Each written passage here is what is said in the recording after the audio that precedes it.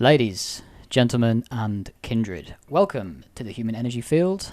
As always, I'm your host Henry, and I'm here with Games Master Jamie for a very special episode, the first in a series. We will be doing character creation for Vampire the Masquerade 2nd edition. This is the first in a series which will also be covering the other games in the World of Darkness. As we progress through a lot of our other episodes, we will be covering these for listeners to follow along with, for listeners to get some advice, get a different outlook on the methods of character creation. Maybe you're running a vampire game, maybe you're not, but this will inspire you to do so. Maybe you're running some sort of other narrative game and you want a bit of advice, or you want to be inspired. Or maybe it's lockdown and you're bored out of your fucking skull and you want something to listen to. Games Master Jamie, how are you doing? Are you prepared? Are you ready? I'm prepared as I'll ever be for this kind of thing, or a game or character creation. Always ready, born ready with dice in hand, so to speak. Yeah, I'm doing well, man. It's doing well. Looking forward to it. I think the thing with Vampire is it's one of those character creation methods where it's all point allocation, so everything is in the hands of the person creating the character, which I really love. It's nice to roll dice for stats and stuff like D&D, but I think this is great because it's all just a series of choices, so you can really end up with a well-crafted character that you've had a whole hand in forming from the very beginning. So yeah, I'm looking forward to it, and also just any chance I get to talk about Vampire is brilliant. Oh yeah. So we're starting with Vampire. We'll cover the other games in the World of Darkness in future episodes. So stay tuned for that as well. Yeah, I would think over time we're not going to do them back to back, but we will cover the core five. Whether we get into the other ones, I don't know. So we'll do Vampire, Werewolf, Mage, Wraith, and Changeling. Not necessarily in that order, but we'll over the coming months or whatever we'll cover those at some point in some other games, but I don't know whether we'll stretch into Demon and Hunter and stuff like that. I think by the time we've done 5, I think that is enough for people. I don't think anyone needs to hear any more after that. I might persuade you to do a Hunter game for us, just because of that rulebook cover, that front cover. But never mind. Anyway, we can talk about why Hunter isn't a good game some of the time. So. All right, we are playing Vampire the Masquerade 2nd edition. I am going to be creating a character. Listeners, you can follow along if you want to get a character sheet ready. I have found a PDF of the 2nd edition core book on a website called The Trove. I've downloaded my 2nd edition character sheet from a website called Mr. Gone, which is great for World of Darkness sheets. You've got all sorts of stuff on there. So anytime I'm playing a World of Darkness game, I always go to Mr. Gone. And pull it off there. He's got editable PDF character sheets. He's got 2-page versions and 4-page versions with all the backstory on it and everything. So if you're looking for free resources to download, print off, to follow along with creating a character or start up your own campaign, I would check those out. Jamie, you've got the rulebook right there, is that right? I do, and I just think it's worth prefacing this process as to why we've picked 2nd edition, because we're aware that at the minute, Vampire the Masquerade is in its shiny new 5th edition, and there's been a V20, and there's been a 3rd edition, and of course there was a 1st. So why pick the 2nd edition? I think it's worth covering that before we get into it. 2 reasons. That was my next question. Yeah, two reasons. The first one is, shamelessly, it's my favourite. But then the second reasons will probably begin to illuminate why it is my favourite. I think what you get from the 2nd edition is a sense of the game as it was really created at its genesis. The minor flaws and whatever have been ironed out from the 1st edition. And the 2nd edition was quite early in the game's lifespan anyway. I think there was only a year or so between the 1st and the 2nd edition. And it really has a more OSR, deeper, kind of Anne Rice old school feel to the 2nd edition, which you begin to lose as you approach revised. It becomes a bit shinier. And it changes tone very slightly, and that's not to say for better or worse. There's a lot of people who prefer revised, and a lot of people who got into it and revised and then V20, etc.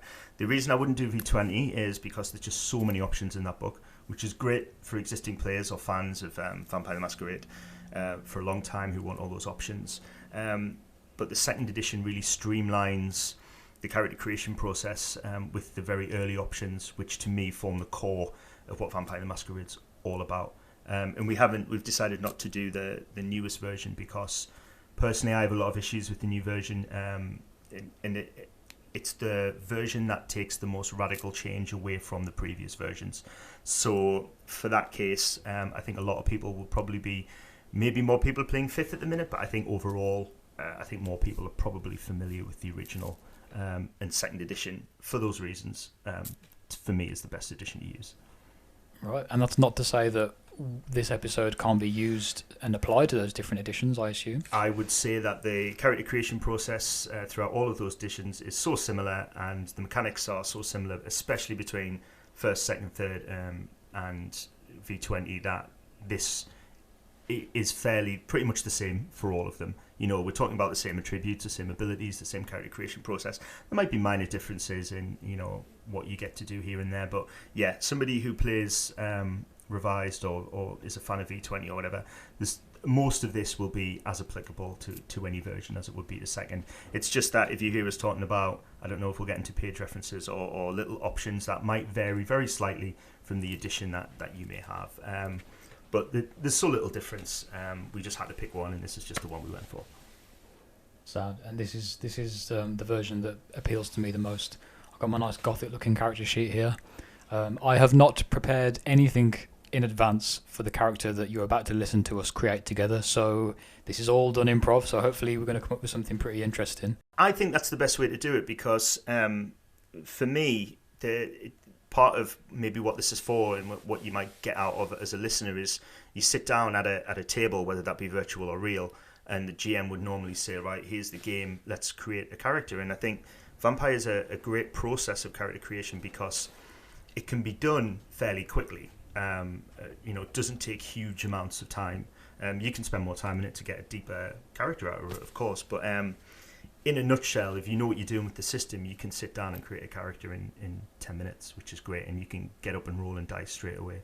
And there's a lot of modern systems that do that, of course, because they're very rules light, but Vampire was a real kind of primogenitor of these narrative systems rather than those clunky mechanic systems. And I think that's why a lot of it is so good for just character choices and just assign some dots and move forward. But we'll talk more about that as we get through the process. Absolutely. So we will begin with one of the most important things about any RPG. What's the setting? So in order to get maximum kind of coverage on this and for it to be as useful as many people as possible, I think what we'll do is we will plumb for a very basic big city modern setting. The original Vampire was written to be set when it was written. It was of its own time. So when Mark Reinhagen, etc., were writing this, it was coming out in the very late 80s into the early 90s. That whole shtick, music and fashion and whatever, helped to form the aesthetic that we know as Vampire now. So quite often when I start a Vampire game, I'll tend to start it in the very late 80s. So what we'll say is that it's 1987, which is kind of late 80s. We'll set it, as we are both in the UK, we'll set it in, say, London, the big city. The good choice for that is it allows more kindred to exist. In the game's original setting, there is a ratio as to how many vampires can really exist in a high population, which you could imagine is sensible. So London is big enough to harbour quite a few kindred and to run an exciting game that can have kindred politics in it, etc. And even if we don't know London, that's great because the game is set in our world, but it's not necessarily the real world, obviously, because vampires are running around. So it's the gothic punk version of London. So, a lot darker, a lot, it's just minor differences. We don't have to stick to the street map. So I think London in the very late 80s allows us to cut a lot of unusual kind of choices out there and just keeps it more of a basic vampire game. If we were American, I would say New York or Chicago or one of those. But I think in the UK, you pick a big city and London's our biggest one. All right then, I'm filling this character sheet in literally as we go, so I'm just going to write that in here. So I'm a new player. Where should I begin?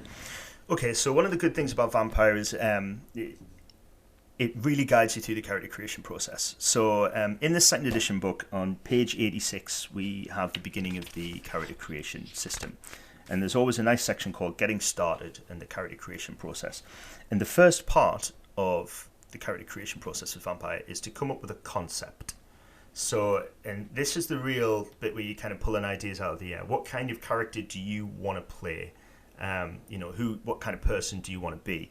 And these can be as detailed or as kind of vague ideas as you like. And as the character creation process continues, we'll form that into a real character. Right. So concept comes before clans, before abilities, setting then concept immediately. Concept should come into everything, because whether you want to be, and we'll get into the clans in a minute, but whether you want to be a Toreador or a Nosferatu or whatever, the concept is greater than that, because it's, do you want to be a smart investigative hero? Do you want to be a combat heavy kind of creature? Do you want to be an ex-cop? What is the most important thing to your character? And I would say that anyone who comes to Vampire saying the most important thing about my character is he's a Toreador or she's a Toreador, it is missing the point of concept, because you can still be a Toreador or whatever, but you can be an ex-cop Toreador, you can be a strong Toreador, you can be an artiste, you can be whatever. If the idea is so heavily tied into your clan, that's fine, and that's okay. Some people have a real penchant for the different clans, but it still doesn't trump the concept. The concept is king. Right, okay. So I want something that will give me narrative drive as a player, something that will give me agency. So I want reasons to be going out and making things happen myself. So I'm thinking perhaps a private detective or some kind of agent, or perhaps an ex-cop or current cop or something like that, something along those lines maybe. Okay, so straight away that's got my creative juices flowing. And you're talking about private detective and cop and things like that. You can go out and have the kind of reason to go out and investigate things. Now, as the character title suggests, you are a vampire, so you are no longer in the realm of the living, which would make holding down a bog standard job as a private detective pretty difficult.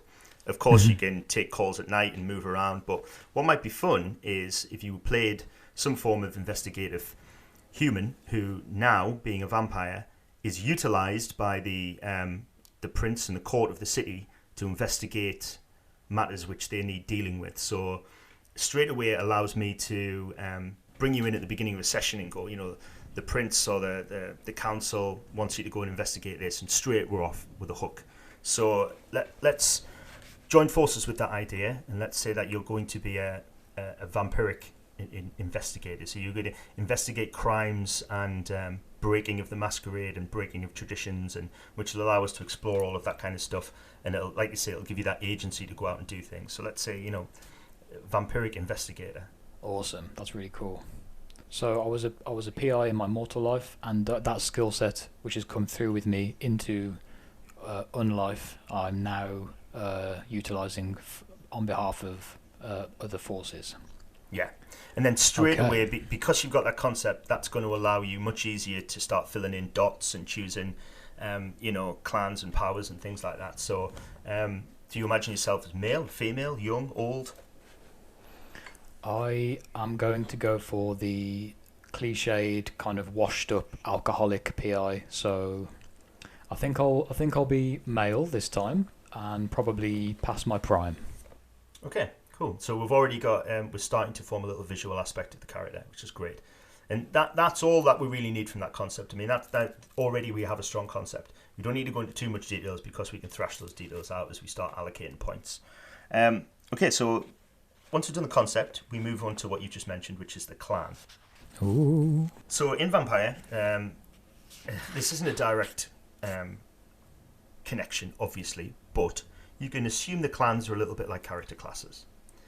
In a way, this shouldn't be viewed like that, but for people who aren't necessarily familiar with Vampire and are coming into it and trying to grasp the concepts, it can be an easy kind of connection to make between the two. So what we have is the clans are certain bloodlines of vampires who are descended all the way back to very powerful grandchildren of Cain, and each bloodline carries with it certain powers, ideas, even certain aesthetics to a certain degree, certain weaknesses and strengths each one comes with. So in Vampire, in the core book, in 2nd edition, we have the 7 Camarilla clans. The Camarilla, for those who are not familiar with Vampire, is the kind of default society, organized society of kindred, who are kind of formed themselves into a ruling body in order to continue to hide themselves from mankind. So these clans are in a de facto alliance, if you will, with each other in for mutual benefit. Right. There are 7 clans, is that correct? There are in this book, and I would say for anyone who's starting a vampire game, it can be quite useful to limit the initial character creation choices to these 7. It's very easy, if you want to start a vampire game, for characters who know the setting very well to rock up with a very complicated and weird character idea that they pulled from some random source book, and that can really derail a game super fast. Now, I'm not saying those character concepts wouldn't be great, but you're always going to get that one guy who wants to be a, Giovanni pretending he's a follower of Seti, who's actually, an abomination, and all of a sudden you just, no, I don't need that. Like, just pick one from the 7. There should be plenty of choice in these main 7 to keep everybody happy. And if there isn't, then I think any player coming to the table who doesn't want to pick one of these 7 is just looking to derail the game anyway, or looking to play a different game from what you set out to do. So maybe a different game, yeah. Okay, so tip number 1, guys, keep it simple. All right, so tell me about the first clan, please, mate. All right, okay, so we'll just go through them as they're presented very quickly. This is not a thing where we're gonna, spend a long time talking about each clan. Because I'm making sweeping generalizations, I will make some comments that, people might disagree with or whatever, but I'm just doing it from a very, people who don't necessarily listen to Vampire, who don't want to get bogged down into me going into the histories of each clan. And also, what you've got to remember, when this book was released, I think 1992, the clans and their backgrounds and histories weren't quite as deep and cemented and expansive as they are now, with 30 years worth of backstory added to them. And what's great about second edition is you still have a lot of this freedom. So the history of the clans and the history of the clans members are not set in stone as much as I said, after decades of meta plot.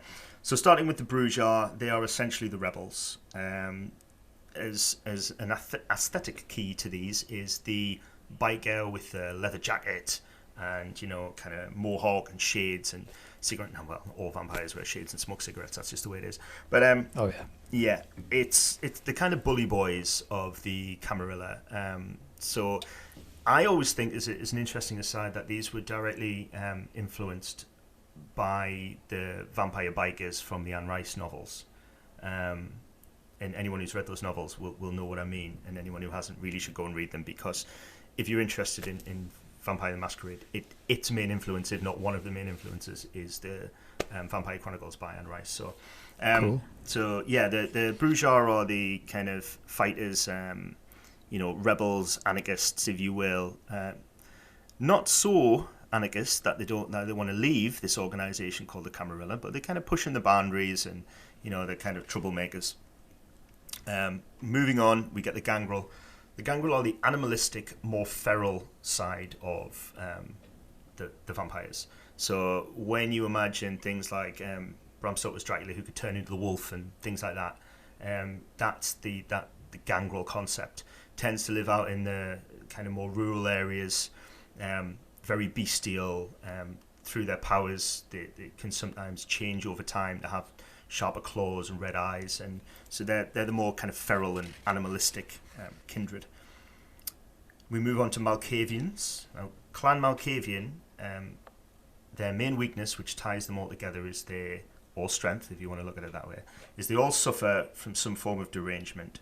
So, which means that they all have some sort of issue, some sort of mental disorder.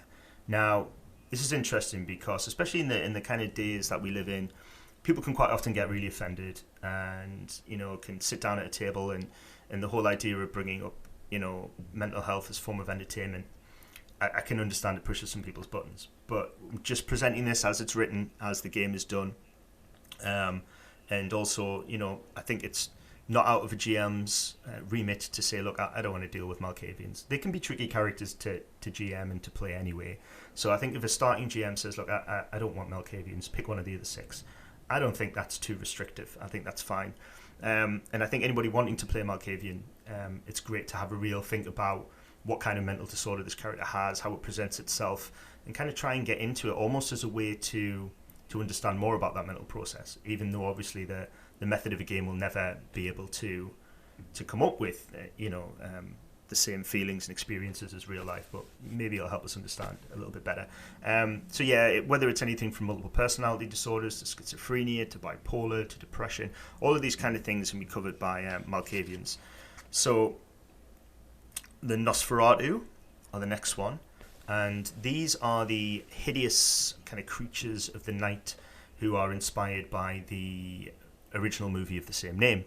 So if you can imagine that Max Schreck style, black and white, off the top of my head I think it's 1926, something like that, black and white awesome. movie of him kind of creeping around the ship and all that, long fingernails and kind of bald head. That's this idea of a Nosferatu. In the game they are kind of spy masters and information gatherers, and they kind of tend to live in the sewers and keep like alligators and kind of animals around them and stuff. That's the Nosferatu. All their weaknesses, they're all ugly, very, very ugly. The next one is Toreador. Toreador are the kind of twisted artists of vampire society. So singers, painters, sculptors. You imagine this guy, this tortured artist ideal is really where what the Toreador sums up. The poet, the painter, all of that kind of thing. And the Tremere are the warlocks of vampire society. They are the masters of a kind of blood magic called thaumaturgy. To do a very quick recap, they were a bunch of wizards back in the past, and those wizards sought out immortality, and they kind of became vampires, so to speak, to cut the long story short. Pretty cool. Yeah, and over centuries now they're kind of in the Camarilla. Some of them still are distrusted, but they are the masters of blood magic. And finally we have the Vauntru. In some way the Vauntru are the default vampire. I often say to characters, if they're unsure about who to play, then go for a Vauntru, because it ticks a lot of what we think are the classic vampire boxes. They tend to be of noble blood. They tend to be involved in capitalism or corporate endeavors, running businesses, maybe huge estates, all this kind of thing. They think they're in charge, but most of the time they probably are. And they kind of, come from these kind of royal families and stuff like that, and descendants of positions of great power. And I think a lot the powers that they have, to dominate and presence being the way to get people to do things that you want, whether by intimidation or by coercion, quite is often tied in with that Bram Stoker idea of the charming vampire, and that kind of thing. So those 7 wrap up the original character choices from the core book. Right, and I imagine there are maybe other clans, but these are the main 7 given to players initially. There are many different clans and bloodlines, and this is partly what I was saying before. You may have a player come along who has a certain source book where there is a random bloodline who has a very powerful discipline or set of powers, and he really wants to play this. And I'm obviously not marking all players with the same brush, but what you tend to find is a lot of players who pick these very random characters are picking them purely for the kind of broken powers that they have and that they bring to the game. And any player who's really just interested in the game itself should be happy to pick from the original 7. I'm sure there are some people who come along and go, I really love this other clan and it's all about concept for me. And do you know what? I'm sure it is, and I'm sure your character concept is brilliant, but quite often that is used as a mask to hide the fact that all of a sudden when combat starts, you can just jump up and say, I've turned into a 10-foot demon and I've got 26 attacks, and I beat everybody in initiative, and I do aggravated damage, and all these horrible things that all of a sudden the GM has kind of been swooned by your interesting character concept, and then before he knows it, you've broken the game, and all these balanced encounters that he set out, you just overturn them with the flick of a wrist because you min-maxed the game. So yeah, watch out for these power gamers who just want to pick these random side clans and bloodlines. But even in the original, there are more. I would say the base number is 13. Now's not the time to get into them all. But those Camarilla clans, which I've gone through, Bruja, Gangrel, Toreador, Nosferatu, Malkavian, Tremere, and Von True. Should cover all of the main bases and should allow player characters enough choice in order to come up with cover the concept that they want, basically. I really like the Nosferatu artwork here on page 132.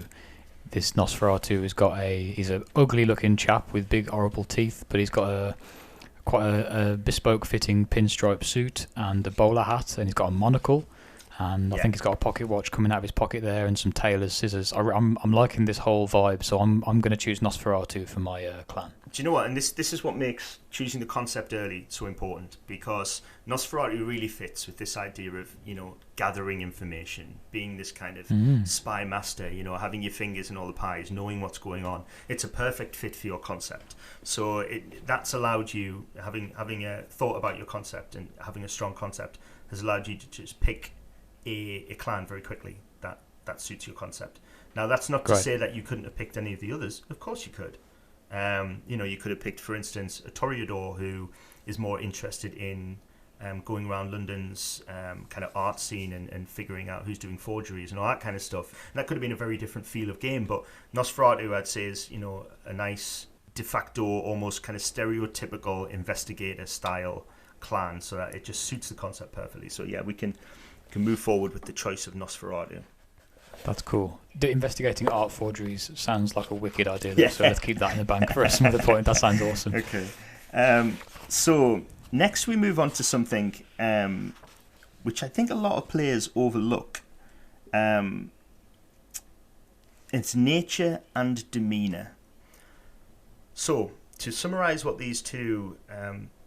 it's weird because they're not really stats. They're kind of character choices. Personality archetypes. Yeah. So, and the nature is your personality inside, and your demeanour is the personality that you show to others. And it's interesting that Vampire as a game highlights the fact that these can indeed be different. We as individual people, if we look inside ourselves, realise that we quite often show a different mask to the world that we have when we're alone. We realise we don't necessarily always present our true selves to other people. Now, some people do. Some people's nature and demeanour are identical. Some people's are radically different.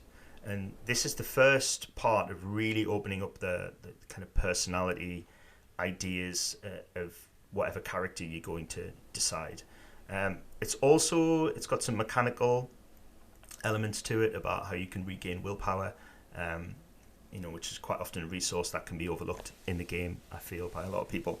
But yeah, the personality archetypes I think are really important, and there's a lot of them, so we're not going to go through them now, and I think we'll just breeze over nature and demeanour to a degree. I think we can pick some now, just kind of off the cuff, but I don't want to go through describing them. They're obvious. We've got such things as jester, which means that you play the fool, you're kind of clowning around all the time, and there's other personalities called loner. Child, which means you never really grew up. Caregiver, which is like the opposite of child, means you always want to kind of mother people and protect them. So there's a great load of choices there, and I think they can be really useful in kind of beginning to think, how does my character feel deep down on his own, but what kind of personality does he reflect to everybody else?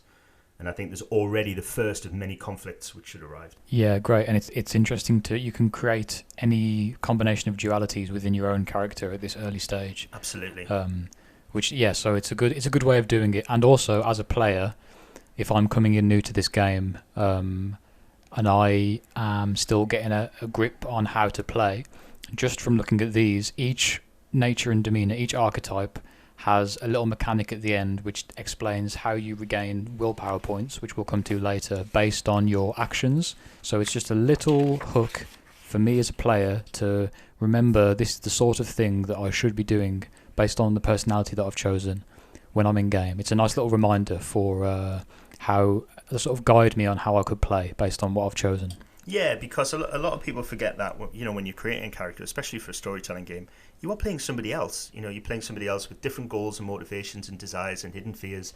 And sometimes having these little mechanics which you mentioned at the end, you're right, it's a nudge to act like this character, not like yourself.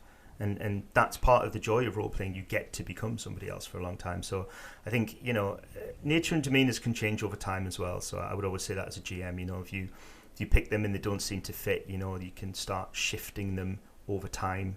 Not every week because that's chaotic and that starts to come into a derangement. But yeah, I think it's they're really useful and they're often overlooked. There's just a lot of them to get bogged down in, and with there being so many, the combinations between the two, there's myriad combinations. So there's a lot of variation there. Yeah, and they are really interesting. I'm going to choose for my demeanor, my outward appearance. I'm going to pick Judge. Yeah. Which is someone who seeks to make things better through rational judgment and thinking, and I regain willpower whenever I can successfully separate the truth from a web of lies, which makes sense for my but massively suits your concept.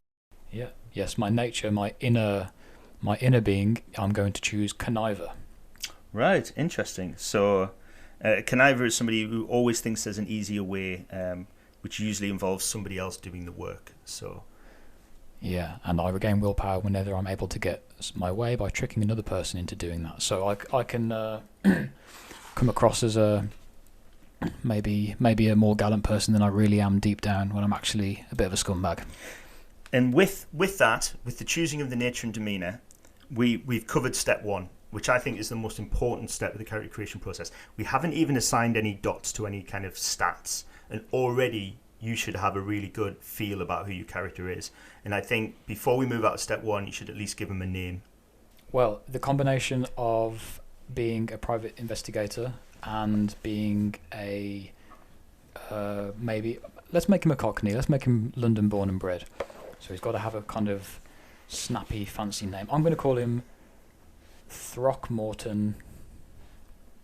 And then because of the bowler hat, makes me think of Emma Peel from the old Avengers. So his name's going to be Throckmorton Peel. Brilliant. And I already love that little throwaway line that you've done. He's from London. He's a local boy, which is great for him knowing, the streets and maybe knowing, people and families and locations, which you can represent later with some dots. So that's great. Keep those little creative kind of nuggets coming out. Anytime you think of something, good to just jot it down on the character creation web sheet. Awesome. Our boy Throckmorton Peel's coming together nicely. Well, that's it. So we already have this idea of Throckmorton Peel, the kind of Nosferatu investigator who used to be a private eye in his real life. He's washed out. Like you say, he was an alcoholic, so maybe that helps to affect how he looks. Do you know what I mean? That very pale pallor. I mean, all Nosferatu were horrendously ugly anyway, but then you could really play up that kind of bad liver side of it, you know what I mean? Liver make him stink as well. And stinks of alcohol and piss and all that kind of stuff. Great. So already we have a really strong concept. And I think that's one of the hardest things, I think, when you sit down to do a game like this, is to come up with that character. So sometimes it can be so easy just to throw the dots down and see what you get. But this way, now when we start doing dots, which we're going to, you already have a firm backbone skeleton with which to dress these stats on top of. So we move into step two, which is the choice and allocation of your attributes. So for those who don't know Vampire, it's a mixture of attributes and abilities. Attributes are the basic stats that you would recognize from any other RPG. So we have strength, dexterity, charisma, etc., perception.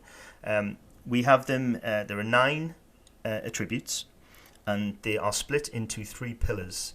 So if you can imagine a character being made up of physical, mental, and social attributes. And one of the interesting things about this character creation process is it gets you to decide where your priorities lie as a character within those 3 broad spectrums. So you can be a very physical character, you can be a predominantly mental character, or you can be a predominantly social character. Now, any good game will utilize and test the attributes in all 3 pillars. But this is going to show where Throckmorton Peel shines, where he's best. So, when you think about those 3 pillars, which one do you think would be priority number 1? Which one do you think would be mid-priority? And which one do you think would be least important? It's got to be mental is number 1. Yeah. And I'm going to put social as number 2 because that has manipulation, and that's something that I am tying back to my nature. So he is manipulative. So I'm picking physical as number 3. Okay, so with that, now that you've assigned them in first, second, and third place, you get, respectively, 7 points, 5 points, and 3 points to allocate between the 3 attributes in each of those pillars. So, as an example, your most important one we'll begin with is mental. That is split down into perception, intelligence, and wits. Now, you will begin with an automatic 1 dot in each attribute. And because this is your primary pillar, you will then get to assign another 7 points across those stats. Okay. As you like. Just allocation. So you can put 2 in each, and a third in another one, or whatever you want to do. 5 is the maximum at this point. And obviously 1 is the minimum. So that's exactly what I'm going to do. I've got 7 points to spend. Mm-hmm. I'm putting 2 points into each, and my third point to make it 7 is going to go into perception. He's an investigator, so he's going to be a perceptive character. Okay, and then we're going to go down into your second choice. Okay, social column, yeah. Yeah. Now this is an interesting one. There's a variant here because you're a Nosferatu, and you will automatically start with appearance of 0. Okay. So you can cross out that you would normally get a free dot in appearance. Obviously you don't. So what you have left is charisma and manipulation. As always, you get a starting point in each of those. And because this is your second pillar, you get 5 points to distribute between those two. Can I put all my 5 points into manipulation? You can't, because you only have 4 spaces. You start with 1 point. And you can put 5 max. Yeah, you can put 4 points into manipulation, which will bring it to a level of 5, and then you would have a point left for charisma. Okay, I'll put my 4 points into manipulation, and my 1 point's going into charisma. Maybe that represents because he's a local boy. Maybe he knows some people around, or he is able to draw on local history and local knowledge, and that kind of gives him a grounding with other people in London. So he's not completely terrifying. Yeah. And then physical, I'm going to put all 3 into dexterity. Cool. Physical split into strength, dexterity, and stamina, and you only have 3 points, so you're going to put 3 dots into that. And straight away now, you can see the skeleton of what you've got. So Throckmorton Peel isn't very strong and isn't very endurant, but he's fast. He is very perceptive, smart-witted, not very charismatic, but he knows how to manipulate people. So these dots perfectly fit into your concept, and now you have them as the core for what's going to be your dice pools. Awesome. So that's attributes done very quick. And then we will move on to do abilities. Now, abilities are also split into 3 pillars, but rather than be split into physical, social, and mental, they are split into talents, skills, and knowledges. They do not tie into they do not copy the 3 pillars, so it's not that skills are all social and talents are all physical. You can combine any ability with any attribute for a dice roll. So the way that they split out is talents, obviously things that you tend to have innate ability with, maybe things that you're born with, developed over time. Skills are things you've spent time and dedicated to learn and have been taught. And knowledges, obviously, are kind of self-explanatory areas of expertise in terms of knowledge. So again, you have to assign a priority to each. This time you'll get a lot more dots to play with because there are a lot more options. I always find this tricky because any kind of build that I come up with for a character that uses this system, the talent, skills and knowledges all contain things that I want to specialise in, but because they're all split across these 3 columns, it's always difficult to know where to put my points. Do you know what? It's interesting that you said that, because it allows us to mention something which we'll come back to at the end, which is the spending of freebie points. So when we get to the end of the character creation process, you'll get a pool of points that you can then distribute across the character sheet at various costs in order to plug gaps which the character creation process hasn't necessarily allowed you to present the way that you want it to. So if you see a couple of skills, say in talents, but you really want to spend a lot of points on skills and knowledges, then you can come back later and plug some gaps. So I can totally see what you mean, because the abilities are spread a certain way. It makes it very difficult to assign a priority to each one. But what you tend to find is the knowledges, if that is a priority, that tends to lend itself better to a kind of intelligent character, a bookwormy character, or what would be a traditional, what would be the mage kind of style character. Whereas it's much harder to split out the difference between skills and talents. But I would say anybody who is has physical as their highest may well lean towards putting more points into talents, but it's not always the case. As I say, they don't follow on from each other. I've chosen to put my priority one is knowledges. Yep, which you had 13 points to spend. With your abilities, you didn't get any free points, so obviously level 1 will cost you 1, etc., etc. Now, it's worth mentioning at this point that you can't go any higher than 3 on any one ability. Right. Glad you said that. You can, a lot of people just throw the points in, but you stop at 3, and then you can increase them past that with the use of freebie points later. Right, okay. So in that column of knowledges with my 13 points, I have bought 2 points in bureaucracy, 2 points in finance, 3 points in investigation, 3 points in law, and 3 points in the occult. Okay, cool. My second priority is the talents column.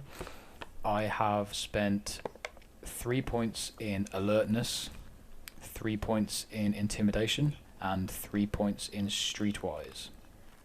Interesting. That makes sense. And my third priority, I went for skills in the middle, which with only 5 points to spend there, I put 3 into security and 2 into stealth. Cool. So I guess in a way, I'm sort of telegraphing to you as the games master the sort of game that I want to play. Absolutely, and that's really worth saying, because a good GM should look at the stats and abilities and skills that characters have taken, because that's exactly what it is. It's an indication of what you want to do during the game. You know, we're not saying that everything has to cover that, but if I'm not at least presenting scenes and little bits of plot that cover your choices, then we're coming at the game from totally different odds, and that, you know, we're not going to get the same experience out of the game. So you're absolutely right. It's a joint thing, and any GM should be looking at a sheet that way. So I'm really glad you mentioned that. Cool. And I put 2 points into bureaucracy because I want to make it difficult for you. Yeah, cool.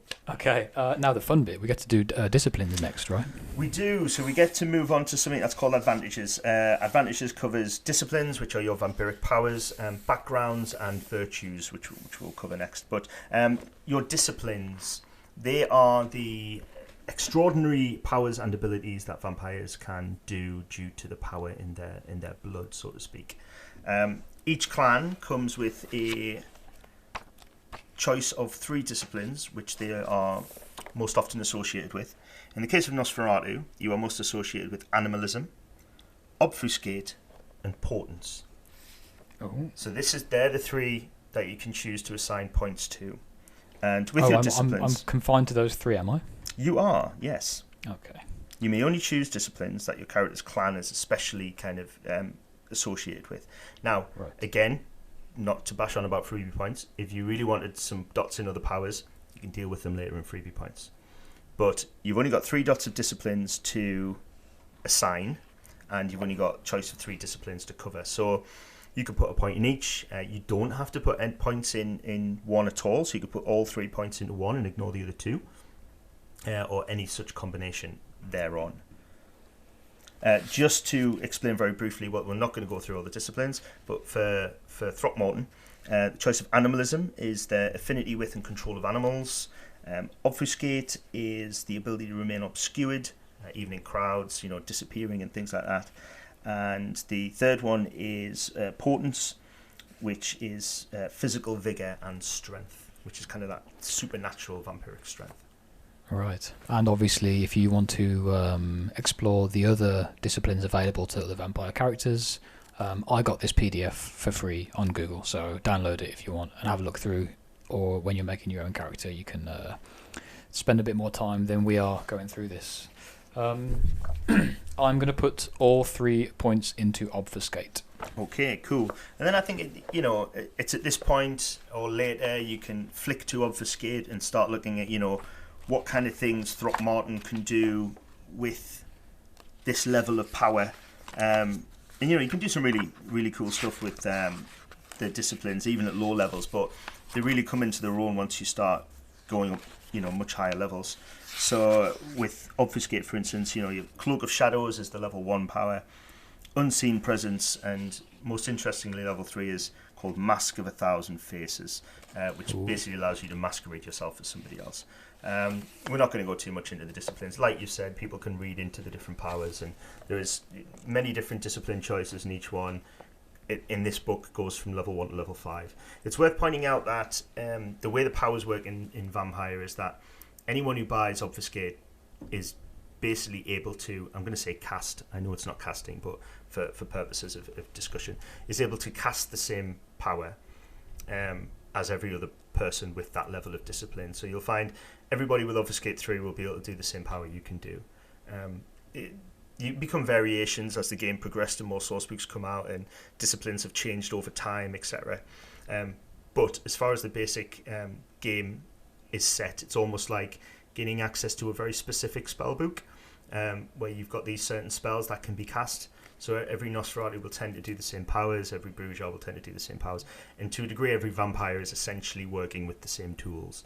And that's what kind of gives this great idea of like kind of chess and middle ground, where once you play the game where a lot of the NPCs and PCs are chosen from these core 7 clans, you start to can recognize the use of powers and learn what all of the different powers are, even if you don't have access to them. And that's what I think is really great about Vampire, that the original choice of disciplines was just wide enough for variety, but it was small enough to get your head around without having 30 pages of 35, 40 pages of spell descriptions, which if you play a lot of D&D or whatever, it's as interesting as you might be in the mage class, you probably don't know the description for every spell. So if you do, great, good use of time, well done. Lockdown's been worth it. But most of the time, you wouldn't know. You would only really learn the spells that you have. Whereas with Vampire, because it's only level 1 to 5 and the options are quite limited, what you'll tend to find is people will begin to understand the powers. But that's great. You picked your disciplines. Awesome. And then we move on to backgrounds. So I get separate points to spend in backgrounds than I did for disciplines. Yeah, disciplines is just a pool of 3, and you get to apply them. So with backgrounds, you've got a pool of 5 points to spend. Now, I like to think of backgrounds basically as they're almost like resources. Now, that can be confusing because a lot of people are shouting, no, resources is a specific background, there are others. But resources, in a general term, is how I would describe background. There is a background called resources, which specifically means you have a lot of money. But that's just one resource that you might be able to draw on as a vampire. Some of them are fame, influence, contacts, allies, retainers, some form of status within vampiric community. So there are a whole bunch of backgrounds that you can choose from. And like disciplines, you can assign all of your points to one, or you can assign 1 point to 5 different ones, or any combination that you would choose. Level 1 backgrounds tend to be obviously very minor, and they might not come into a play very much, and what you can do with them is very limited, whereas a level 5 background is very, very, very impressive indeed. So you can really, there's a whole mix of ways you can approach backgrounds. You can really pump a lot of points into one or two, but you can kind of spread them around a little bit. So again, without going through all the backgrounds, there's a list here, on page 91, and the descriptions are covered on page 171. But do you see any backgrounds that you think you want to go for with Throckmorton? Yeah, absolutely. I've got 5 points to spend. Yeah. Yes. I'm going to buy 2 points in contacts, because I think as some kind of local investigator, he's going to have mates in high places. So yeah. Putting 2 points into contacts. I'm putting 1 point into herd, which is going to give me some blood vessels to feed on. Maybe they're like street urchins or hobos or whatever. Yeah. And because of what you said earlier when we were coming up with the concept about how in my mortal life I was an investigator and I've since been recruited by the Vampire higher ups, I've decided to put my last 2 points into status. Nice, interesting. Because I figure I'm going to be ugly and stinky. I need something that's going to at least get me a bit of sway somewhere, and I need some kind of influence. So the status is going to be my fallback when I need it. And what's great is, for GMs, you should be looking at these choices, again, like we did with abilities. I'm looking at your backgrounds as they should be jumping off points and hooks for me to throw into later sessions, because you've chosen contacts. Now, really what we should be doing is sitting down and developing those contacts as specific NPCs and giving them names and backgrounds. That automatically provides me with a couple of NPCs that I know you're interested in as a character and as a player, who then I can use in order to get you into plots, etc. The status automatically starts for me to think about how the other vampires in the city look at you. Previously, I thought maybe they're all really looking down at you as the dirt on your shoe. Now I'm really realising with the points and status that even though they might not like you, they obviously respect what you're doing and they know you do a good job, which is probably why you've been hired by, I don't know, maybe the sheriff or the maybe even the prince himself or herself. Who knows? We can get into that once the story starts. But having that status really changes the way that the other NPCs, especially vampiric NPCs, because status is status in vampire society, not in mortal society.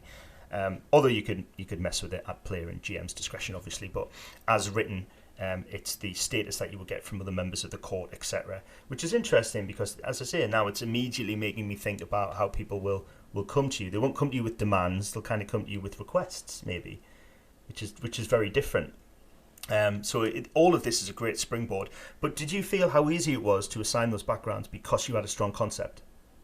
Yep, straight from I came to this section on the PDF here on the screen, and the three that I've chosen jumped off the page at me.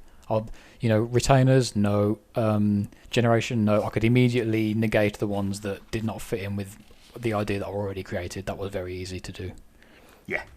And then that gives me a bit of something to think about as well in terms of who my contacts might be and what sort of NPCs I would hang around with. They say that you are your friends, so that's another way for me to define my own personality of this character. Yeah. I think Throckmorton, I think he's going to be a bit of a scumbag. Yeah, and that's good. It's good that it's working both ways. It's assigning these points is really making you think more about the character. So by the time you sit down at a table, you've got a great head start for it. Okay, so to finish off advantages, we get to virtues. Now the virtues are courage, self-control, and conscience. And they're used for various mechanical effects in the game, which we won't get into too much. Loosely, self-control is resisting frenzy. Courage is kind of avoiding panic. It flames in the sun and everything. And conscience is remorse and humanity, etc. So there are 3 virtues. You will start with a single point in each one. We can assume again a maximum of 5 in each virtue. And you have 7 points to assign. 7. Okay. And they do what they say on the tin. So, your conscience is your conscience, your courage, and your self-control. Right. I am going to go for lots of courage. I'm going to max out my courage. Okay, so you spent a whole 4 points in courage. It gives you courage 5, yeah. And on the flip side, I'm going to only put 1 point into self-control because I feel like he doesn't have much of that. Okay. And then that leaves me the 2 points for conscience. Right, great. And like I say, those will have mechanical effects, but again, it should be another thing that's making you make that decision about how courageous or how much in control he is, which straight away you've got those dots, which represents that. And I might, in this case, I think the fact that I've maxed out courage doesn't necessarily mean that he's a gallant or valorous character like it says here, but more that maybe he's got nothing to live for and he just is completely fearless because he just does not give a shit about anything anymore. Yeah. He looks like shit, he stinks, he's fearless in that regard, in that he just throws himself into these situations perhaps. Yeah, absolutely. It makes perfect sense. And we reach the end of the character creation process with step 5, final step, which is finishing touches. So we have to work out a few mechanical aspects of the character, which are connected to points you've already assigned. So in order to determine Throckmorton Peele's starting willpower, it will be directly a copy of what your courage rating is. So as we've just said, So you put 4 points into courage, so you start with a courage 5, which means your willpower will start at 5. Awesome. No points to spend or anything like that, just starts at 5. That's great. Your humanity is starting at a combination of your conscience and your self-control. All right, so that's 1, 2, 3, 5. Yeah, and it's worth noting that willpower and humanity are both on a scale of 10. So even though willpower, you might think, oh, willpower 5, that's only halfway. So, and 5 is halfway of humanity as well. Humanity obviously being what it says. Somebody with a very high humanity is still connected to their mortal self and are very humane, whereas people who have very low humanity are very bestial and, you know, distanced from humanity, so to speak. What happens if I lose all my humanity points during the course of the game? Without getting too much into it, it's a slow progress. You can basically you will lose humanity by performing acts which normal sane human beings would not do, killing people for no reason, all that kind of thing. Awesome. If you went down too far in humanity, technically what's meant to happen is you will then hand your character sheet over to me and you become an NPC. Cool. Because the game as written assumes that, you know, you can't really play a character with humanity 0 because you would have no control over yourself or what you did. You almost become instinctive and animalistic. You're just a killing machine who is eventually going to get put down or caught or, you know, dead somehow, super dead somehow. You can exist on very, very low levels of humanity, but I would put in this caveat that it's very hard to maintain a form of game balance with very low humanity characters. They tend to become what we commonly call murder hobos. You know, killing NPCs and PCs off left, right, and centre, and breaking the masquerade, which is the agreed upon law by all vampires that we should remain hidden from the sight of humanity. And that becomes very difficult to do with very low humanity. So for the vampire society's self-preservation, it tends to take steps to self-police its own members that have very low humanity. So for that reason alone, and game balance, etc., you would always try and maintain some semblance of humanity. I think it's worth me taking a slight tangent here to do a mini rant about humanity in Vampire, because I think it's something that's really overlooked. There are as many different ways to play Vampire as there are different groups. I realise that, millions. But in my experience from talking to people and watching other games, and my limited experience of playing, 20 odd years worth of Vampire, is people can really ignore humanity and can just go off and do as they will, and let their humanity slide. And isn't that funny? And that's great. And I'm just going to murder this person. I'm going to do this. I'm going to commit diablerie. I'm going to set fire to this barn of children and horses, and play the fiddle as the horses scream over the baby's cries and all this kind of stuff.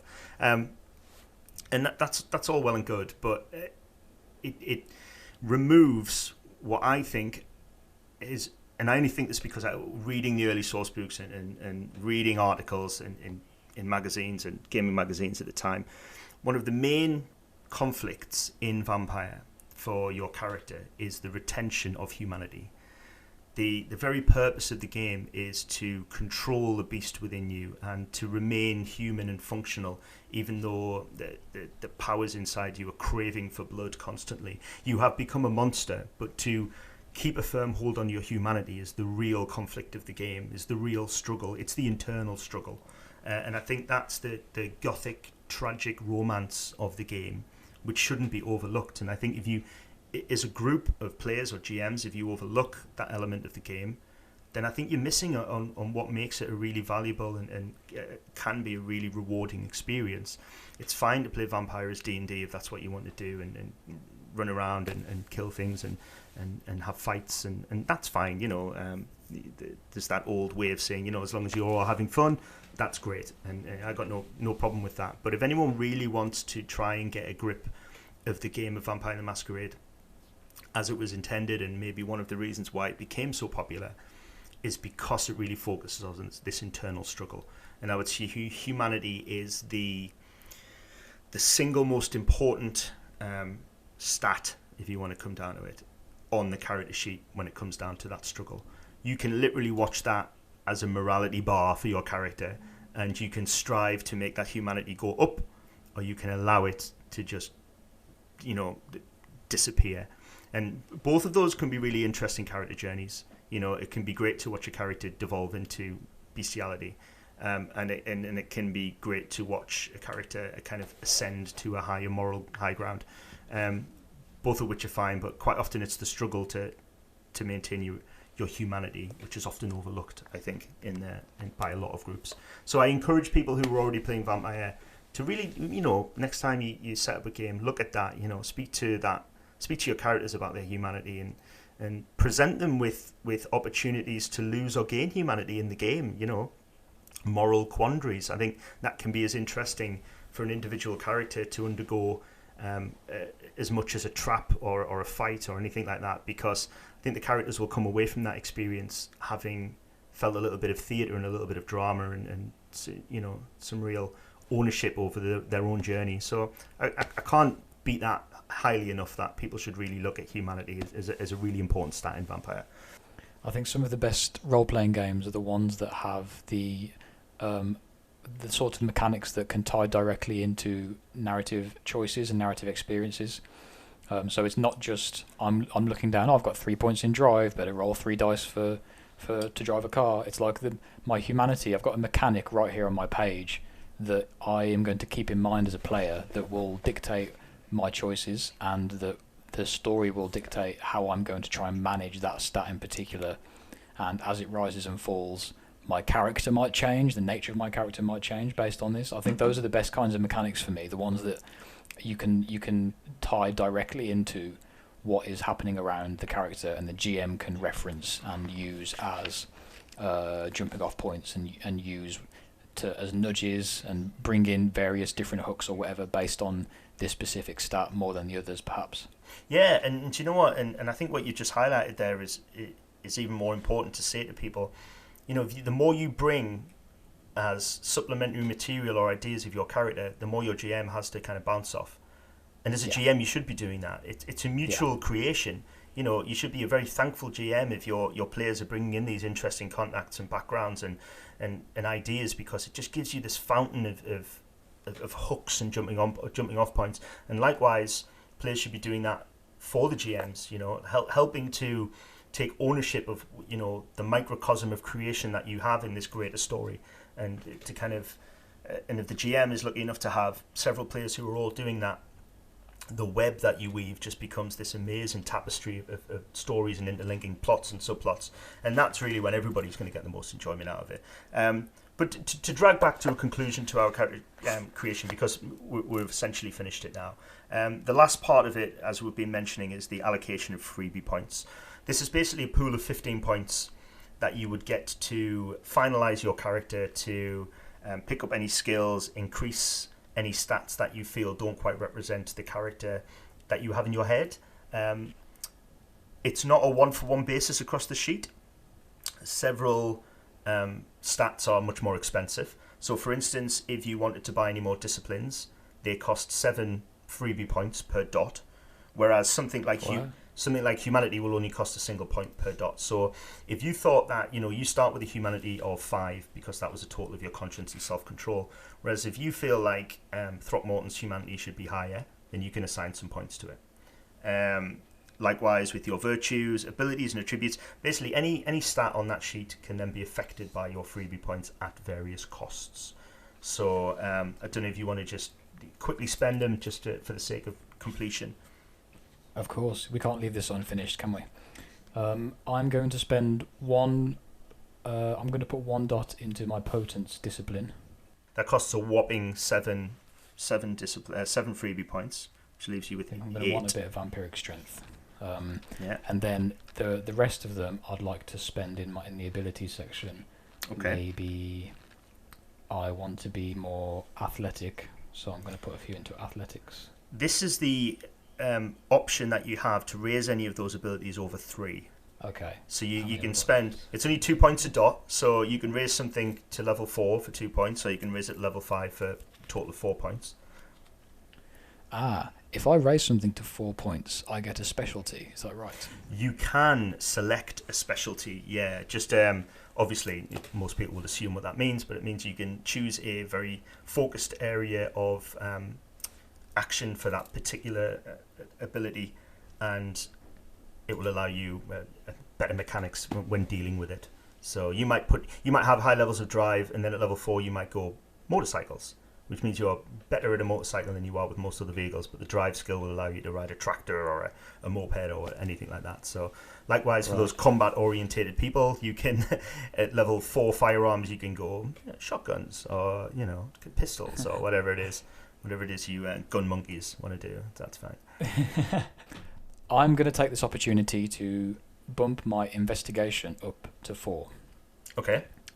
And the specialties listed on page 154 include detective work, which seems quite relevant. So that's my specialty for investigation, is detective work. Yeah.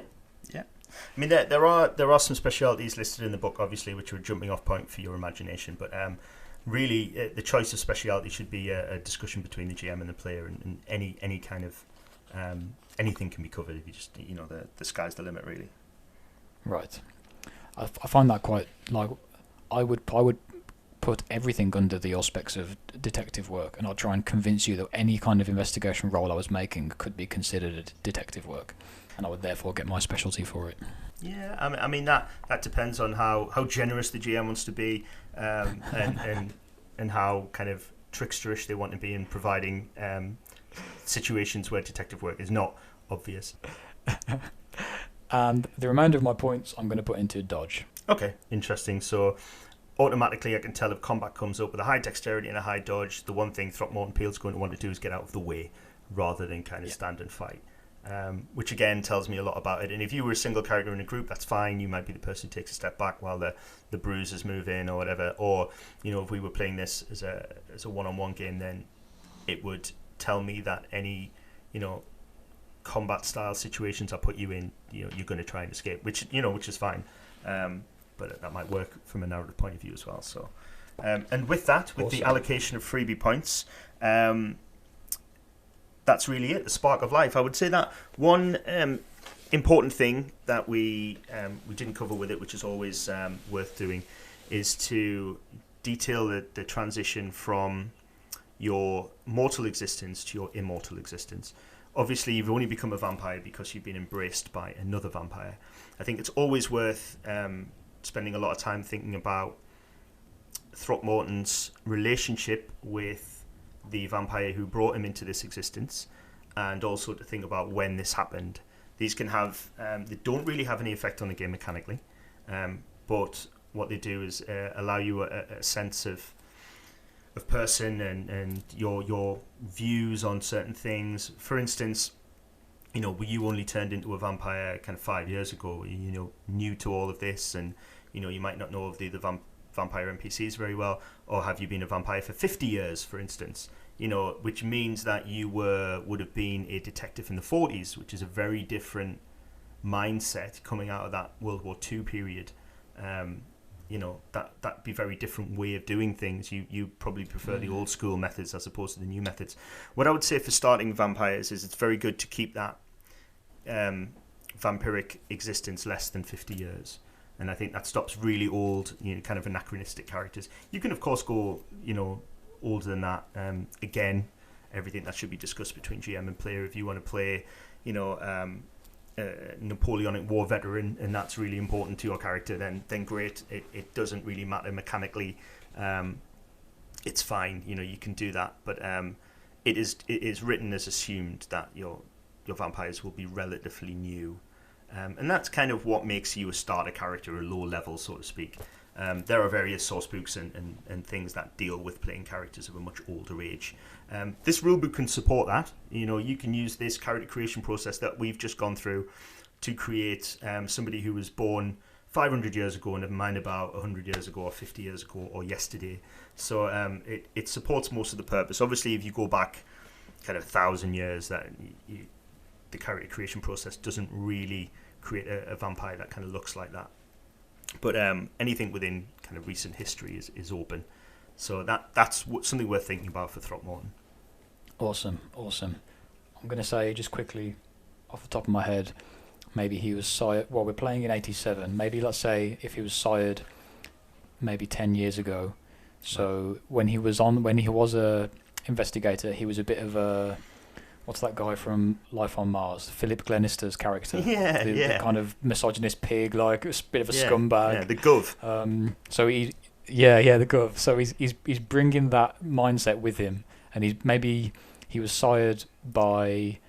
Maybe he was investigating a case, and the case got too deep and led him somewhere that he didn't know where. He got in too deep into a situation he wasn't familiar with, and he got sired by someone he was investigating who has since disappeared, and that gives him a bit of motivation to go out and search for his sire, because they've dropped him into this situation that he's really bitter about.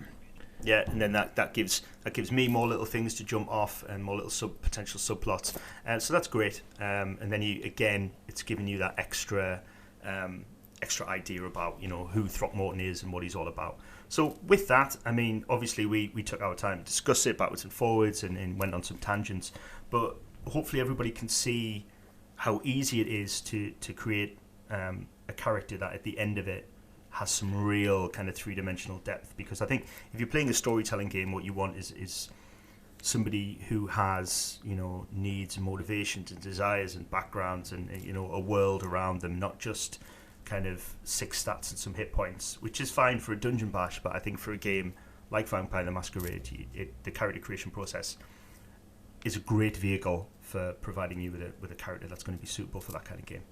And I think if, let's say, we were in a party of maybe there's 3 players and a GM, I create one character, 2 other players create 2 other characters, and before you know it, we've got an entire world already to work from, even before the GM's done any real setting work. We've made a lot of the world right here on the paper, haven't we? Absolutely, and people will no doubt approach games different ways, but I can't stress strongly enough that it's worth sitting down, almost like session 0 before you start playing. Any GM, sit down with your players, do the character creation together. Because it allows the characters to bump off each other and kind of riff off each other. Because if you allow the characters to just create, go away, Vampire the Masquerade rulebook, create your character, bring it on Monday, fine. You might get 3 guys or girls or people who have very different ideas about the game they're going to play. They've created 3 characters that really don't gel well together, and it can be a real nightmare for the GM because he has a certain game in his head. They haven't created characters for that game. I think if you spend the session doing character creation together and that those creative juices can flow backwards and forwards between the GM and the players, then that's always going to result in the kind of thing that you've just mentioned there, where you've got a wealth of plot hooks and NPCs already, and you can be laying little connections between the characters if they've got any. Yeah, I think that's great. Awesome. Man, I'm really happy with that character that we come up with on the spot there. That's really cool. And I'll put this character sheet to one side, and hopefully he might see the light of day at some point. No pun intended, obviously, being a vampire. If you're listening, we hope that helped. Do get in touch if you have any tips. Clearly, at least one of us knows what they're talking about when it comes to this kind of thing. I would recommend using a mechanical pencil as well. They're always the best for filling in character sheets.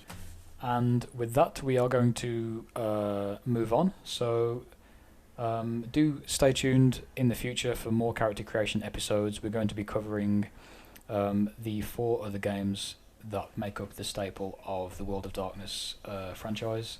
So if you enjoyed what you just heard, or that was interesting in any way, then stay tuned, and we'll have some more of that same kind of content coming up for you in the future. So moving on, we are going to discuss a film that we both saw recently, and I think we're both quite excited to talk about this film, aren't we? Yeah, absolutely. I'd been aware of it and the original for a while, but I hadn't watched it until recently, so it's a very new experience for me. Suspiria, 2018 version of Suspiria, directed by Luca Guadagnino. This is a remake of the 1977 original Suspiria, which was directed by Dario Argento. Starring Dakota Johnson, it's got Chloe Grace Moretz in it as well, and the awesome tour de force, cinematic tour de force that is Tilda Swinton, who I just can't get enough of her. I want her to be my mom. I love her. This film was scored by Tom York of Radiohead. I don't know if you know that. I was enjoying the soundtrack and I didn't realise it was Tom York who did it. So the film, basically, it's a remake of the 77 version, and it keeps a lot of the same plot elements. It's essentially the same story. This is going to be a spoiler-heavy discussion, so if you haven't seen it, maybe consider going away and watching the film and really getting a full experience of it. Try and avoid trailers as well if you can, because there's some truly shocking moments in this film that I didn't see coming when I was watching it. That the impact was all the more harder because I had no idea they were coming. So avoid trailers, go and give it a watch, and then come back.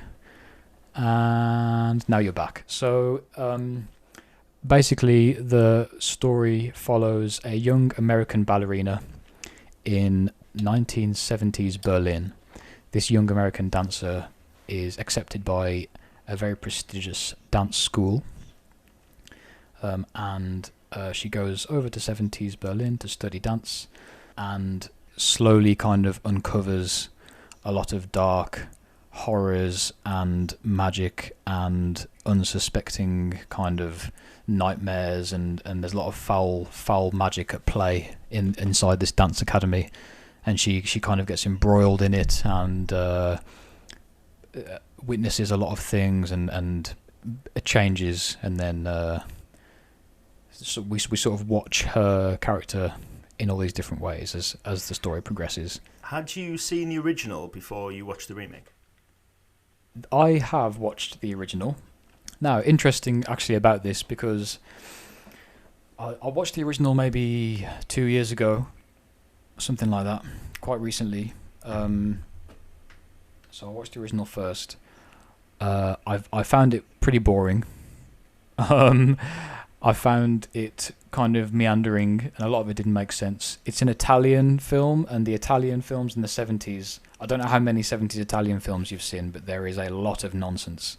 But one point I did want to make about the original is the soundtrack. Now, the soundtrack for the 77 version of Suspiria is quite famous in a lot of circles.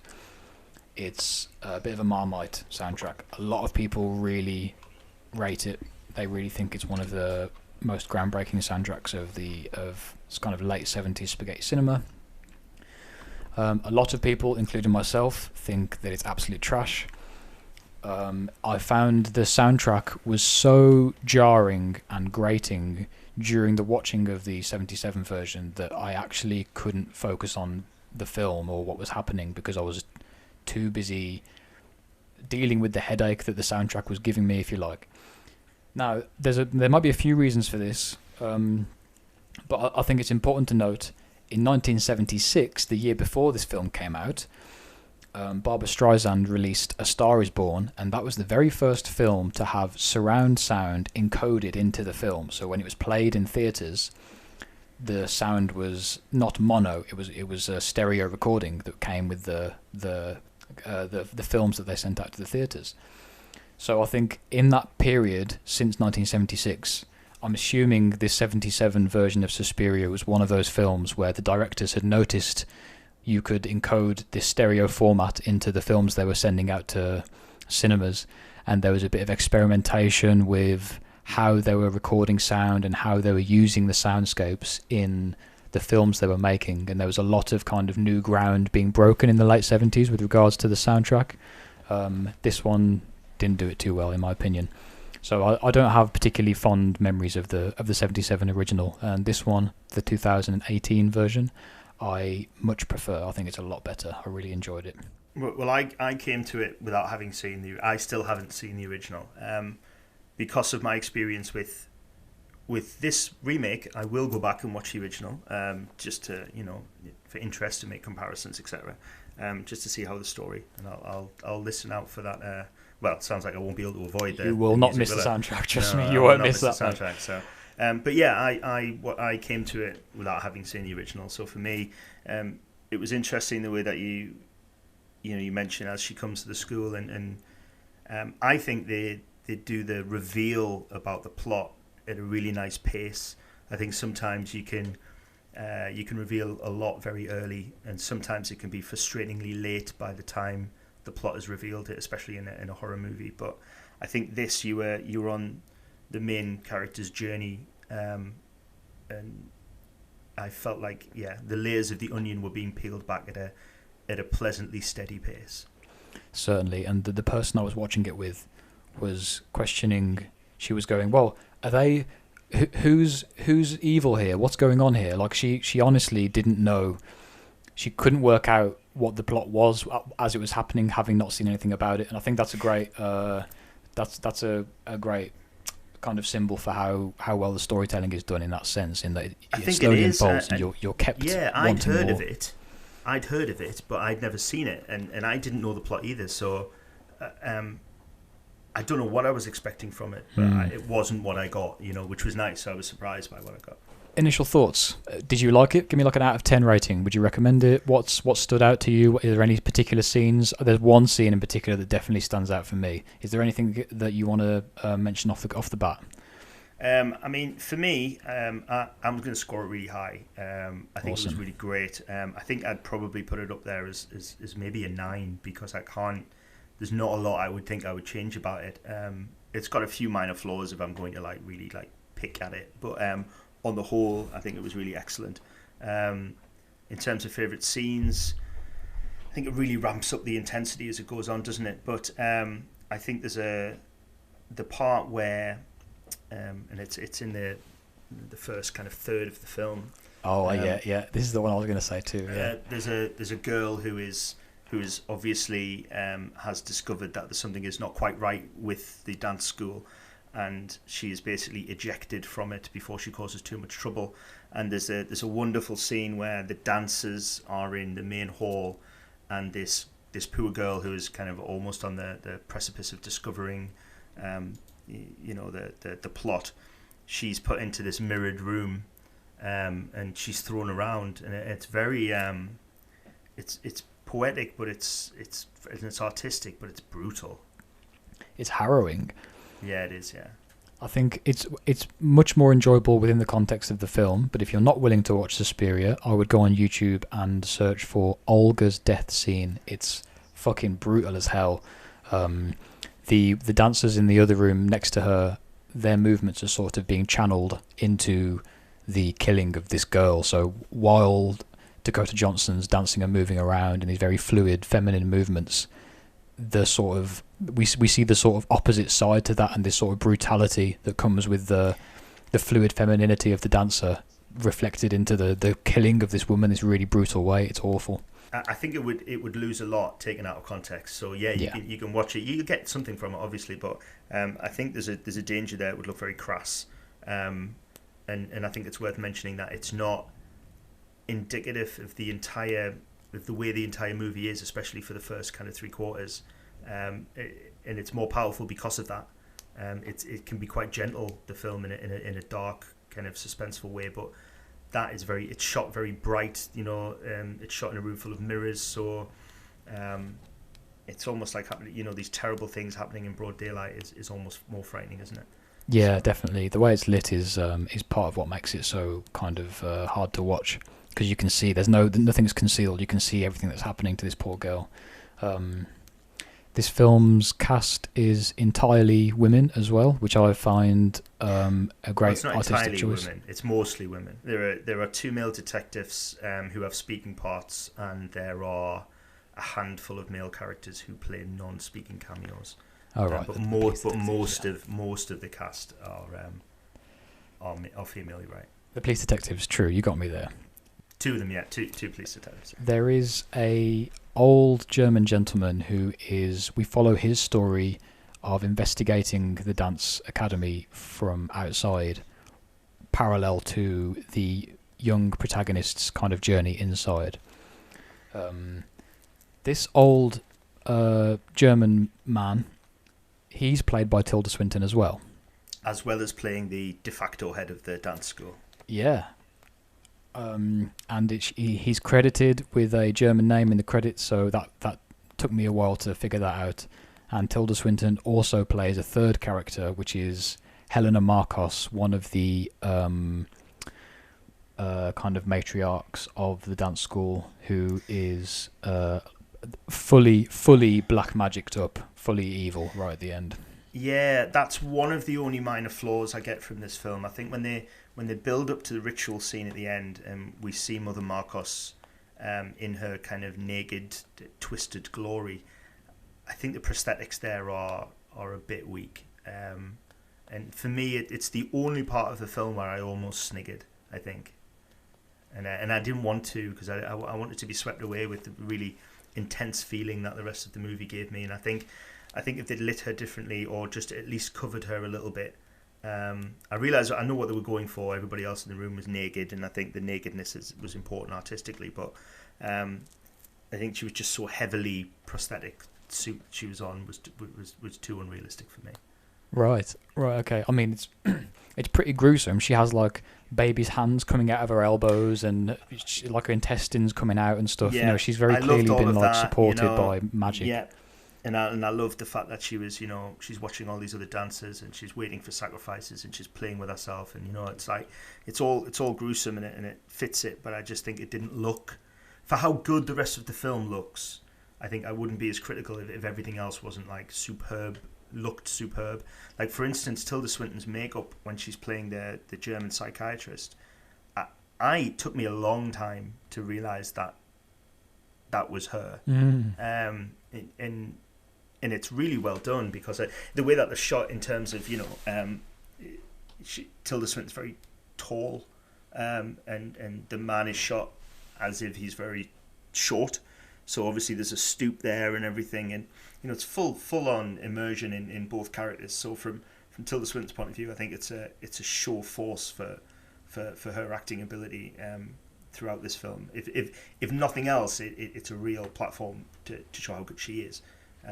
But I mean, I'm very minor picking at it. It doesn't spoil the film for me. I'm just, if I had to be critical, that's what I would be critical of. Yeah, I think so. Yeah. I don't know if we've covered at this point. The Dance Academy is actually run by a coven of witches.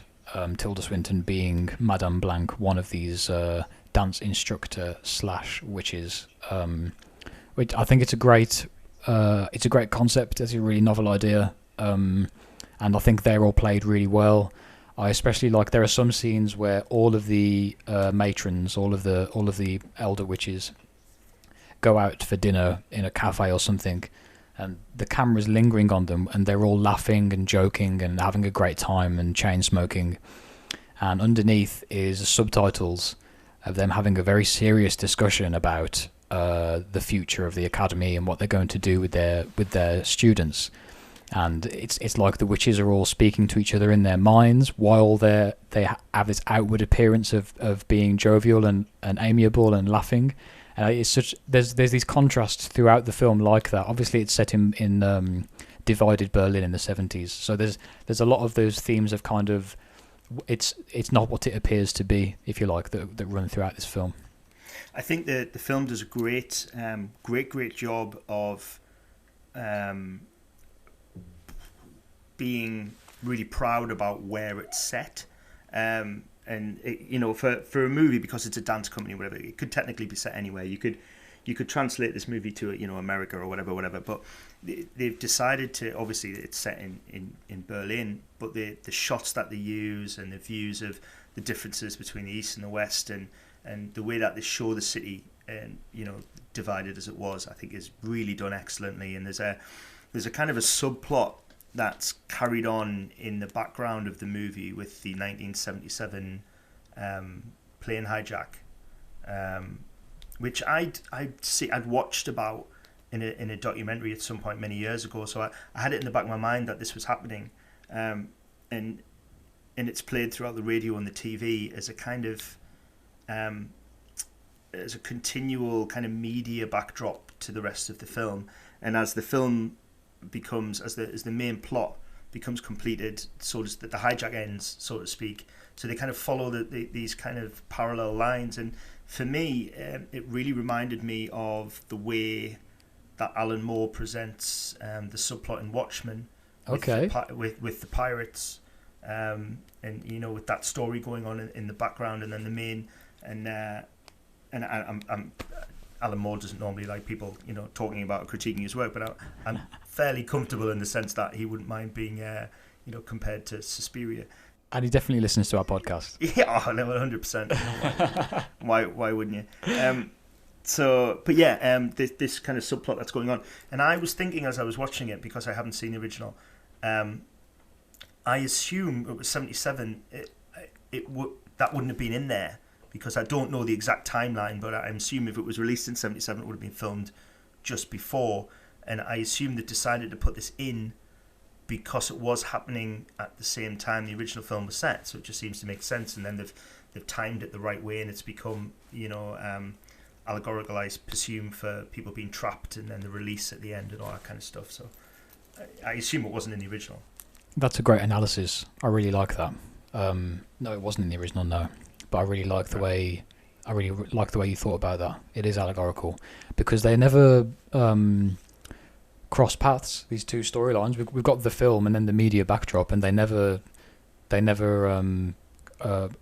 cross over. So it is an allegory, certainly. I really like that, man. So, but yeah, I think the way Berlin was portrayed was spot on, and it really made it worth being set in Berlin rather than somewhere else. And I think that was really important to it. And I think they played the language perfectly. There's a little bit of subtitle, but then there isn't, because obviously the girls have come to the academy from all over, and there's a bit of French speaking and a lot of English speaking, obviously, and some German. And I think all of that helps to add to the realistic tone, which makes it even more unnerving that you really start to believe this is happening. Your suspension of disbelief is really strong in this film until you are kind of bombarded with the occult barbarity at the end. By that point, you've kind of bought into it, which I think makes it even more shocking. So. No, it's interesting that you say that works in the context of this film, whereas I was making a similar point when we watched Hereditary, and that didn't have the same effect for you then.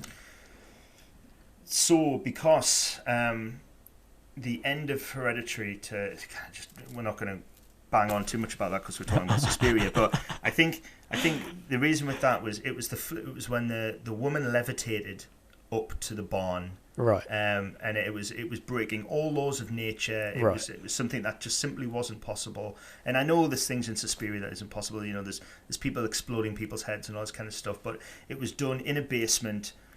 Out of sight of everybody, and kind of I can almost accept that maybe people are perceiving things a different way and all this kind of stuff, and right.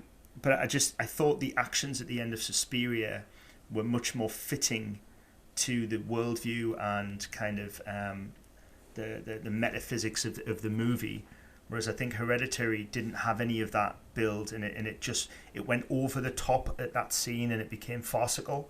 Whereas I don't think Suspiria ever quite goes into farce. Okay. And I think that's the difference. And that final scene in Hereditary, I think I would have loved it if they had just climbed the ladder rather than float up it. It would have just made such a difference. Because there's just this, it's a laugh moment, and you don't need a laugh moment to break that whole feel, that atmosphere. Yeah. And Suspiria doesn't provide that laugh moment. It provides very little opportunity for sniggering. And I think that's what my issue is with the prosthetics on Mother Marcos, because it almost provides that opportunity to laugh at, this naked old woman, but it manages to retain its horror, whereas Hereditary breaks that barrier, and for me that puncture is something the whole balloon goes pop, whereas with Suspiria it doesn't. That balloon stays firm. Because it's done very differently.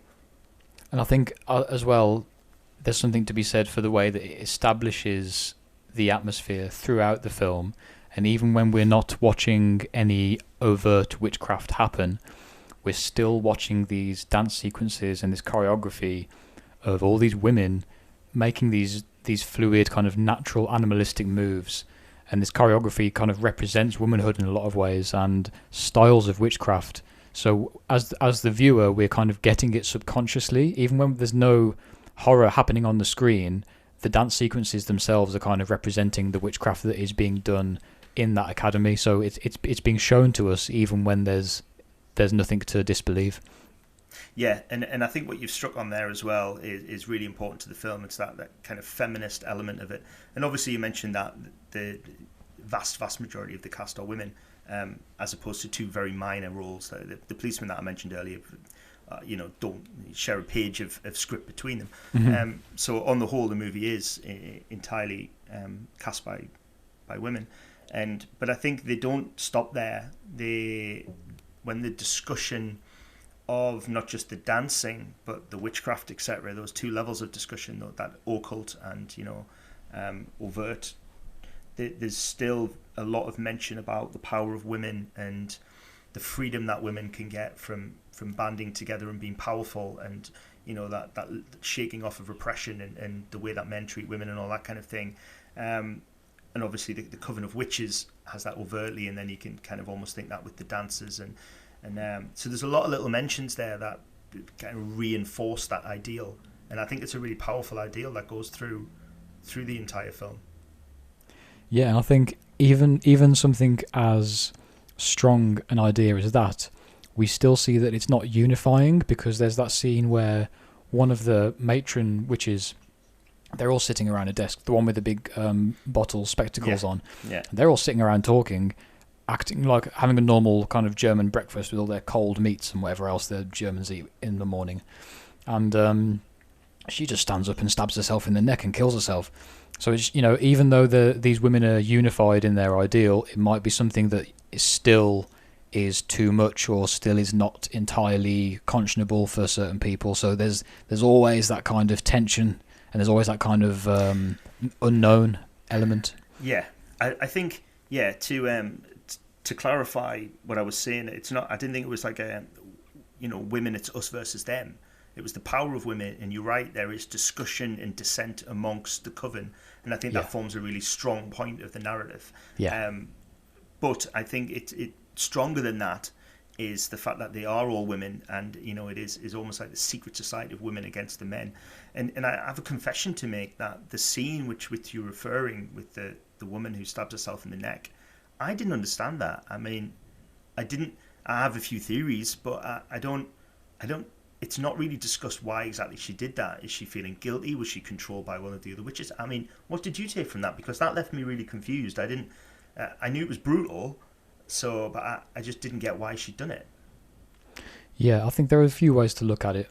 My initial take was that she could see the splintering of the coven. Like, I think a few scenes before that, we see the coven taking a vote on who to lead, and I don't think her vote is the one who makes it through, or by a result of that vote, she can see that there's dissent forming, and I think she takes the easy way out. I think she's the cleverest one of the bunch, and she can see that whatever's going to happen, it's going to be horrible, and it is.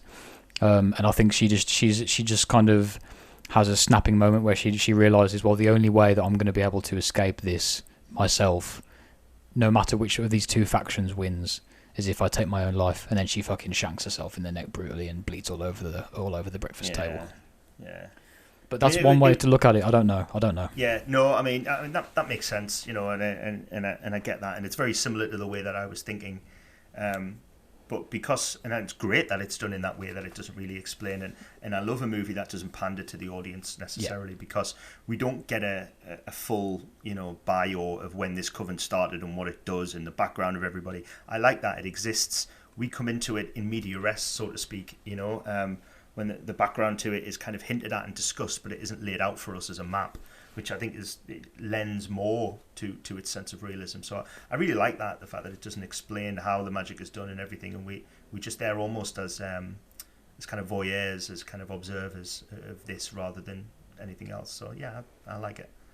Yeah, and I mean, there's a lot of stuff that doesn't make overt sense. There are a lot of dream sequences in the film. The witches put dreams into the heads of the students, and the students, there's various discussions about, since I came here, I've been having these crazy dreams or something, and we do see Tilda Swinton and the other witches sending those dreams to the students, but the sequences themselves are a series of images that aren't entirely explained, that could be taken in a variety of contexts. I did do some research on some of this stuff, and some of the images that flash up during the dream sequences are recreations of paintings by an artist called Francesca Woodman.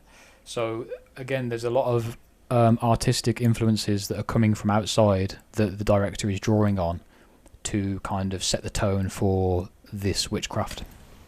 The way that it's put together, it's very, very, very well thought out. I noticed a few. There was a lot of use of colour, not just in the way it was shot, but in costume and things like that, I think was really it's been thought out with a deep knowledge of symbolism, without a doubt, and nothing is by accident, I think, in the way that it's done, and I think that makes me like it even more. So, which is why I score it so highly, which I do. Yeah, that's great, man. You definitely, watching it, you definitely get the sense that everything is there for a reason, kind of thing. Yeah, absolutely. Yeah. The director of the original actually has come out and saying he didn't like this version. He says it betrays the spirit of the original. It has no fear and no music, which I thought is funny because it's terribly scary and the music's great. Yeah, I mean, as I say, for me to be able to put this in proper context, I'm going to have to go and watch the original, which I will do, and no doubt we'll discuss it at some point. But I think from somebody coming to it without knowing much about it and not having seen the original, I can give it a massive thumbs up. And I realise that if you've listened to it this far and you haven't seen it, then it's a lot of spoilers. Sorry. But I still think it's worth watching, obviously. Great film. Yeah, so check out Suspiria, 2018. I mean, anything with Tilda Swinton in's got my vote anyway. So she's a lover. That's worth a watch. All right, so finally in the episode, we are going to do our customary music segment. Now, a word on the previous music segments again. If you're following the ongoing saga between myself and the copyright laws, I'm sure you can predict who's going to come out on top here. We are trying to get songs at the end of episodes. I don't think it's going to be as easy as we initially thought it would be. Innocently, we just want to share our songs and our music that we like and recommendations with you, the audience. But the law is not as simple as that. So perhaps in future episodes we won't have music at the end. It's not going to be as simple, but that doesn't mean that you can't check out the albums and the bands and the songs that we are bringing up here. A lot of them are going to be relating to the subject matter. Like back in episode 2 when we discussed art and I decided to bring Conan, the doom metal band, to the table. I think their art is really great. So it's still worth checking out. It's still worth going to research and Google if you want new music recommendations. And of course, as always, head on over to our Discord and we will recommend some new music in there as well and discuss various bands. There's a lot of talk about Bolt Thrower, of course. So this is one of the episodes where the music choice is very relevant to the main bulk of the episode. Jamie has brought along the music choice for this round. What have you got for us this week, Jamie? So rather than a single artist or an album, this is actually a playlist. Essentially it's a playlist that I've assembled, but it's a playlist that the writers of Vampire the Masquerade 2nd edition, the book which we've spent all this time talking about, assembled as the songs which they chose to quote throughout the rulebook. So White Wolf was had this great artistic idea of quoting some relevant lines from their favourite artists and songs to kind of pepper through the rulebooks to give it a real sense. And what I was saying earlier about, it's a product of its time, this was published in the very early 90s. The playlist is put together with bands such as Joy Division, The Cure, Minor Threat, Circle Jerk, Killing Joke, etc. And listening to this playlist, which is, you can find it on Spotify, it's literally titled Vampire the Masquerade Core Book 2nd edition. You can follow that or follow me, J Coliseum Rex, on Spotify, and you can look at all the different playlists that I've done. And this basically collects in one easy listening place all of the tracks which obviously inspired and were out around the time that the guys were writing Vampire the Masquerade. So to get a real deep feel about the mindset of the guys writing it and the way that the game is intended to be presented, the gothic punk feel and theme, you can't do any better than go to this playlist and listen through these tracks.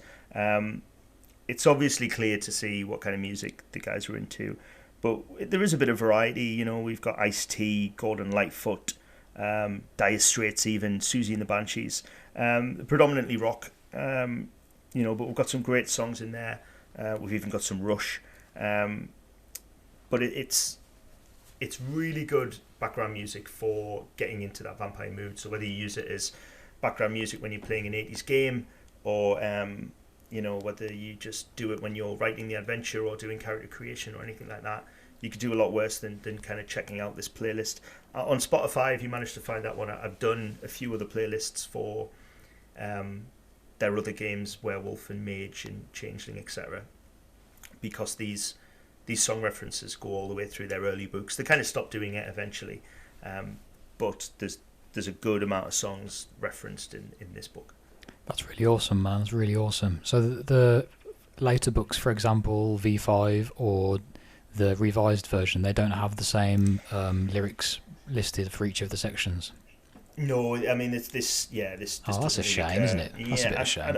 I don't know whether I don't know whether this has got to be because they got too big, and whether that costs money or upsets people. I'm not sure of the ins and outs in it, or whether it was just an artistic change in direction. But it's predominantly in the early books. There was a lot more songs. And it's really great because there's a lot of bands here that I already knew and enjoyed, like The Cure and Killing Joke, but there's a lot of bands that I got turned on to that I hadn't listened to, the Alan Parsons Project and Heart and Indigo Girls and bands like that, which then I've gone back to discover because they're all wrapped up in this kind of late 80s, early 90s White Wolf kind of feel. This almost kind of new romantic gothic punk, Sandman, Tori Amos kind of early Vertigo comics kind of thing. That it's hard to pin down exactly what it is, but it's got a feel all of its own. And this playlist really kind of is a great cornerstone for getting into that mindset. If people want to explore the genesis of the World of Darkness. Yeah, I think music and RPGs definitely come hand in hand. Even if it's something as simple as background music on YouTube, but a specific curated playlist like this one really takes it to that next level. And there might be the case where certain songs can be used as cues for certain elements, or you might go through the Vampire playlist and pick a specific track for your character. I'm sure there's a few in there that Throckmorton Peel would have as his theme song, perhaps something by The Clash or something like that maybe. Yeah, it's really great, and like I say, for inspiration for GMs or background music or anything like that, I mean, anybody could have come and put that together, and I put that together and put it on as a public playlist on Spotify. I think I must have done that 5 or 6 years ago or something like that. But like I say, I've done quite a few of them, and it's not a playlist put together by me. I've just copied the songs from the rulebook, so it's it was all the White Wolf's choices. Not my personal favourites. Do you have a personal favourite from the playlist? No, I just mean that I think if I was to go and create a Vampire the Masquerade 2nd edition playlist, I would have a lot of stuff on it that necessarily isn't on here. Right, and Jamie's own kind of thing. Yeah, and I think that just starts to come into personal taste and things like that. And I would have picked a lot more darker industrial stuff maybe, and maybe put in some dark poppy stuff as well. But that's all to do with whatever theme and mood you're trying to get across in the sessions that you're running. But this is a great little snapshot into the theme and mood that those guys were obviously playing the early games and play testing and stuff like that, and whatever they were listening to while they were bashing out Vampire the Masquerade on their typewriter or whatever it was. So. I'd just have A Forest by The Cure on repeat forever. Yeah. Well, I think that is definitely mentioned in the Werewolf playlist anyway. So. Oh, cracking! Oh, great. Okay, I'm looking forward to our Werewolf character creation episode where we get to talk about The Cure at the end. Then that's great, man. That's a really good pick. I think it's probably the most relevant song or album choice yet for an episode. If you are going to create a vampire character or start a vampire campaign, there's really no other music playlist that's going to suit that better than the official White Wolf playlist, curated by our very own Jamie. There you go. Enjoy. Thank you for listening, guys. I've had fun. It's always nice to put a character together, especially off the top of our head. So thank you for running through that process with me, my friend. Absolute pleasure.